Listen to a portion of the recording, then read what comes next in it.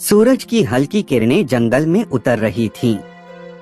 हरे भरे पेड़ों के बीच एक प्यारा सा भालू गोलू खुशी खुशी टहल रहा था। उसकी हरी जादुई टोपी सिर पर चमक रही थी। यह टोपी उसकी दादी माँ ने उसे दी थी और कहा था, गोलू, यह कोई साधारण टोपी नहीं है। यह टोपी केवल उन्हीं के सिर पर ठहरती है जिनका दिल सच्चा और इरादे नेक होते हैं। गोलू को यह टोपी बहुत पसंद थी। जब भी वह इसे पहनता, उसे ऐसा लगता जैसे उसकी दादी अभी भी उसके पास हैं। वह जंगल में घूमता, दोस्तों की मदद करता और सबको हंसाता। लेकिन उसे क्या पता था कि उसकी यही अनमोल टोपी किसी की लालची नजरों में आ चुकी है। एक दिन जंगल में चिंकी लोमड़ी आई। वह बेहद चालाक थी और हमेशा दूसरों का सामान हड़पने के तरीके खोजती रहती थी। जब उसने गोलू की हरी जादुई टोपी देखी तो उसकी आंखों में लालच चमकने लगा। अगर यह टोपी मेरे पास आ जाए तो मैं पूरे जंगल में सबसे होशियार बन जाऊंगी, उसने मन ही मन सोचा। वह चालाकी से गोलू के पास आई और मीठी आवाज में बोली, अरे गोलू भाई, वाह, तुम्हारी टोपी कितनी सुंदर है। क्या मैं इसे पहनकर देख सकती हूँ?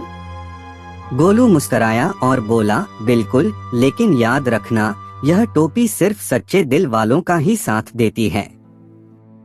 चिंकी ने अपनी लालच छुपाते हुए टोपी उठाई और जैसे ही उसने इसे अपने सिर पर रखा, अचानक टोपी कसने लगी। चिंकी को कुछ समझ नहीं आया। उसने टोपी हटाने की कोशिश की, लेकिन टोपी और चिपक गई। यह क्या हो रहा है? चिंकी ने घबराकर टोपी खींचने की कोशिश की, लेकिन टोपी और सिकुड़ती चली गई। वह इधर-उधर उछलने लगी, जमीन पर लौटने लगी, लेकिन टोपी ने जैसे उसका सिर पकड़ लिया हो। गोलू, यह टोपी हट क्यों नहीं रही? चिंकी घबराई हुई थी, उसके चेहरे पर डर साफ झलक रहा था। गोलू अब समझ गया कि टोपी ने चिंकी की चालाकी पकड़ ली है। वह मुस्कुराकर बोला, चिंकी, यह टोपी केवल अच्छे और ईमानदार लोगों का साथ देती है। लगता है तुम्हारा दिल अभी भी चालाकी से भरा हुआ है। अब चिंकी की आंखों में डर और पछतावा था।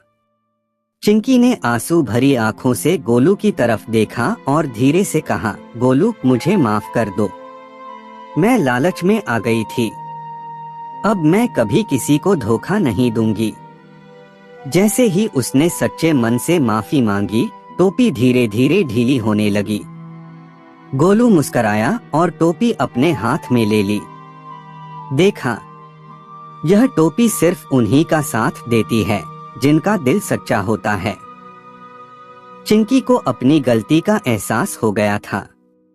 उसने शर्मिंदा होकर कहा, गोलू, अब मैं हमेशा ईमानदार बनकर रहूंगी। क्या तुम मुझे माफ कर सकते हो? गोलू ने हंसकर कहा, अरे, दोस्ती में माफी कैसी? चलो अब हम सब मिलकर खेलते हैं। उस दिन से चिंकी ने कभी किसी को धोखा नहीं दिया। जंगल में सब जानवर पहले से ज्यादा खुश और मिलनसार हो गए थे। और गोलू, वह अपनी जादुई टोपी पहनकर फिर से जंगल में घूमने निकल पड़ा, अपने दोस्तों के साथ हंसी खुशी खेलने। ईमानदारी से बढ़कर कोई जादू नहीं।